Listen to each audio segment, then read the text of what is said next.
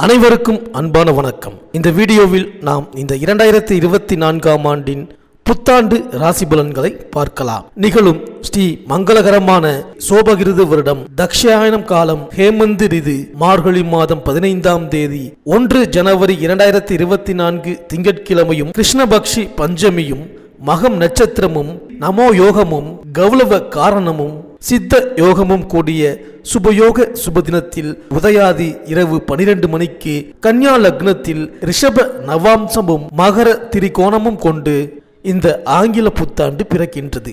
மகம் நட்சத்திரம் சிம்ம ராசி கன்னி லக்னத்தில் புத்தாண்டு பிறக்கின்றது. பிறக்கும் புத்தாண்டில் அனைவரும் சீரும் சிறப்புடனும் ஆயுசுடனும் ஆரோக்கியத்துடனும் அனைத்து விதமான சேமங்கள் பெறவும், திருமணம் கைகூடி வரவும், சந்தான பாக்கியம் கிடைக்கவும், நல்ல வேலை அமையவும், வெளிநாடு பயணம் இனிதே பெறவும், வீடு மனை வாகனம் அமையவும், ஆண்டின் தொடக்க நாளில் இறைவனை திருக்கோவில்களில் சென்று வழிபாடு செய்து வருவது நல்லது.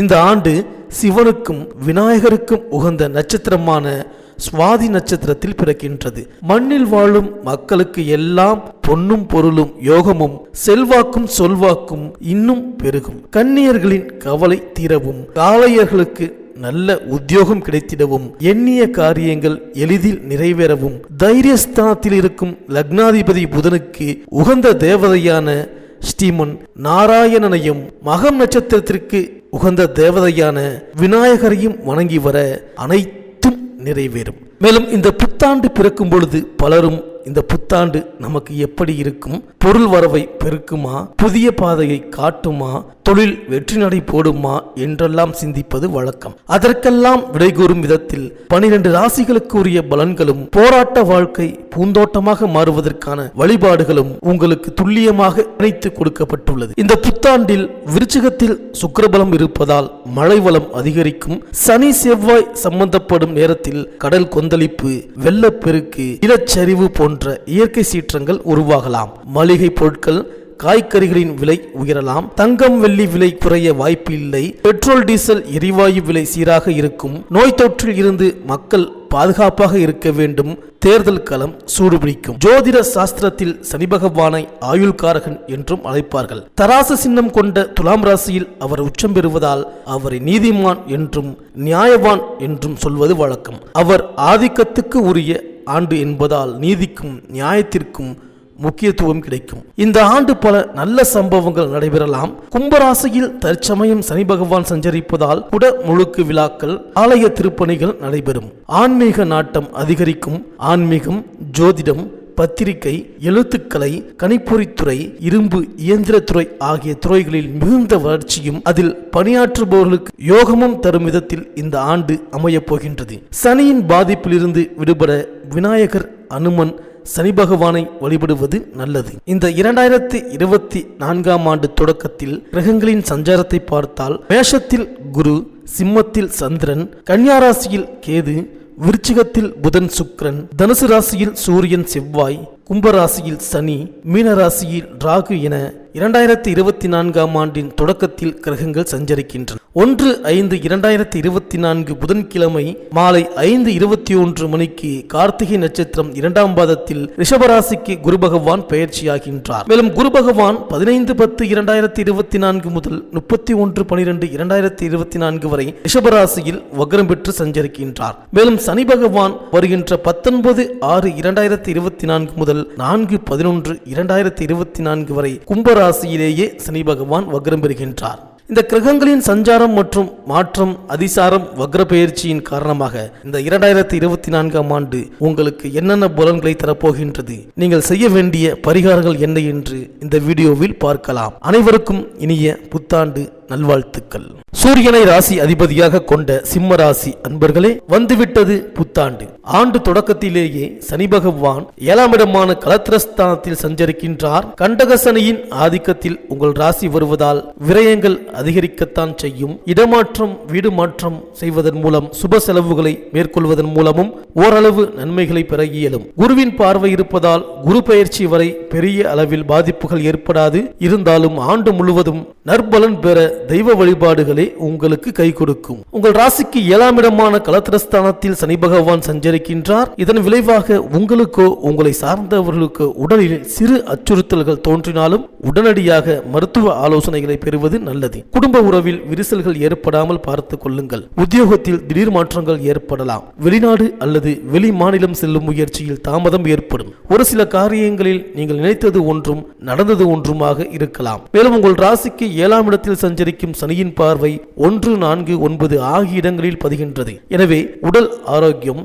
அறிவாற்றல், முன்னேற்றம், உற்சாகம், சுகஜீவனம், வாகனம், தாய்வழி உறவு, பாக்கியம் ஆகிய அனைத்து ஆதிபத்தியங்களிலும் வரும் மாற்றங்களை எதிர்கொள்ள வேண்டிய சூழ்நிலை உருவாகும். சனியின் நேரடி பார்வை உங்கள் ராசியில் பதிவதால் ஆரோக்கியத்தில் அடிக்கடி அச்சுறுத்தல்கள் ஏற்படும். குடும்ப ரகசியங்களை வெளியில் சொல்வதன் மூலம் பிரச்சனைகள் உருவாகலாம். பண தேவை பூர்த்தியானாலும் மன நிம்மதி குறைவாகவே இருக்கும். சனியின் பார்வை 4ஆம் இடத்தில் பதிவதால் பெற்றோர் வழியில் சில பிரச்சனைகளை சந்திப்பீர்கள். கடல் தாண்டி செல்வதில் தாமதங்கள் உருவாகும். புதிய வாகனம் வாங்குவதில் ஆர்வம் காட்டுவீர்கள். தாயின் உடல்நலம் சீராக ஒரு தொகையை செலவிடும் சூழ்நிலை உருவாகும். உத்தியோகத்தில் மேல் அதிகாரிகளின் ஆதரவோடு கேட்ட இடத்திற்கு மாறுதல்கள் கிடைக்கும். சனியின் பார்வை 9ஆம் இடத்தில் பதிவதால் பாக்கியஸ்தானம் பலப்படுகின்றது.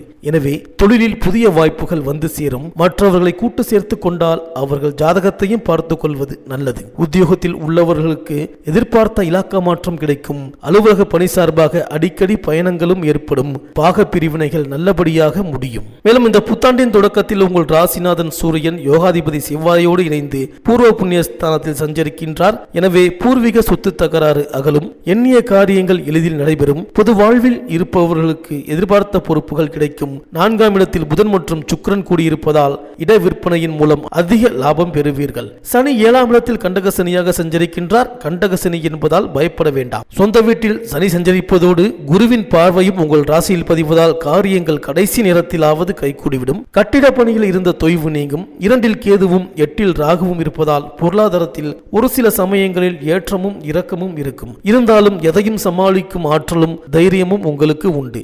இருப்பினும் சர்ப்ப பரிகாரங்களை செய்து கொள்வது நல்லது. மேலும் இந்த புத்தாண்டின் தொடக்கத்தில் உங்கள் ராசிக்கு 10ஆம் இடத்தில் சஞ்சரிக்கும் குருவின் பார்வை உங்கள் ராசியிலும் 3, 5 ஆகிய இடங்களிலும் பதிகின்றது. குருவின் பார்வையால் மிகுந்த நன்மை கிடைக்கும். குறிப்பாக ஆரோக்கிய சீர்கேடுகள் அகலும். பிறரை சார்ந்த தொழில் செய்பவர்கள் தன்னிச்சையாக இயங்க முன்வருவீர்கள். நண்பர்கள் மூலமாக தொழிலில் வளர்ச்சி காண்பீர்கள். உத்தியோகத்தில் உயர் அதிகாரிகள் உங்கள் கருத்துக்களை ஏற்றுக்கொண்டு செயல்படுவார்கள். சகோதர ஒற்றுமை பலப்படும். பிள்ளைகளுக்கு படிப்பிற்கு ஏற்ற வேலை அமையும். மேலும் குருவின் பார்வை 6ஆம் இடத்தில் பதிவதால் எதிரிகள் விலகுவார்கள். இல்லத்தில் அமைதி நிலவ வழிபிறக்கும். பஞ்சாயத்துக்கள் சாதகமாகும். பணிபுரியும் இடத்தில் செல்வாக்கு சொல்வாக்கு உயரும். உத்தியோக உயர்வு, ஊதிய உயர்வு போன்றவை தானாக வந்து சேரும். தொழிலை மேம்படுத்த முதலீடு கிடைக்கும். இதுவரை ரண சிகிச்சை செய்ய வேண்டும் என்று சொன்ன மருத்துவர்கள் இப்பொழுது சாதாரண சிகிச்சையிலேயே நோயை குணமாக்கி விடுவார்கள். நீண்ட நாட்களாக நிலுவையில் இருந்த தொகை இப்பொழுது கைக்கு கிடைக்கும். வெளிநாட்டு முயற்சியிலும் அனுகூலம் உண்டு. மேலும் இந்த புத்தாண்டில் உங்கள் ராசிக்கு 8இல் ராகுவும் 2இல் கேதுவும் சஞ்சரிக்கின்றார்கள். இதன் விளைவாக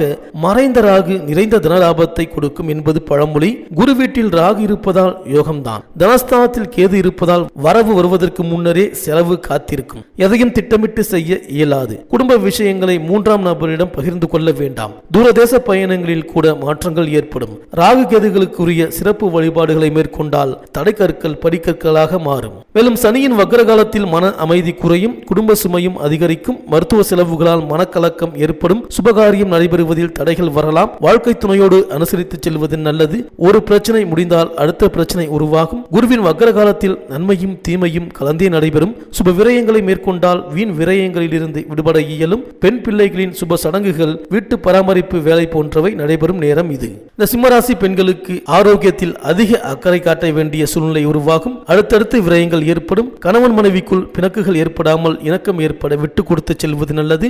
வீடு மாற்றம் விரும்பும் விதத்தில் அமையும். உடன்பிறப்புகளையும் கொஞ்சம் அனுசரித்துக் கொள்ள வேண்டிய நேரம் இது. குடும்ப ரகசியங்களை வெளியில் சொல்ல வேண்டாம். பெற்றோரின் உடல் நலத்தில் கவனம் தேவை. பணிபுரியும் பெண்களுக்கு சக பணியாளர்களால் தொல்லை உண்டு. கேட்ட இடத்திற்கு மாறுதல்கள் கிடைக்கும். இந்த சிம்மராசி அன்பர்கள் உங்கள் இல்லத்து பூஜை அறையில் அபிராமி அம்மன் படம் வைத்து வழிபட்டு வாருங்கள். அபிராமி அம்மன் பதிகம் பாடி வழிபட்டு வருவதன் மூலம் அனைத்து யோகங்களும் வந்து சேரும். இந்த வீடியோ உங்களுக்கு பிடிச்சிருந்தா லைக் பண்ணுங்க, உங்க நண்பர்களுக்கு ஷேர் பண்ணுங்க, மறக்காம சப்ஸ்கிரைப் பண்ணுங்க, பக்கத்தில் இருக்கிற பெல் ஐக்கானை கிளிக் பண்ணுங்க. மீண்டும் அடுத்த வீடியோவில் சந்திப்போம். நன்றி, வணக்கம்.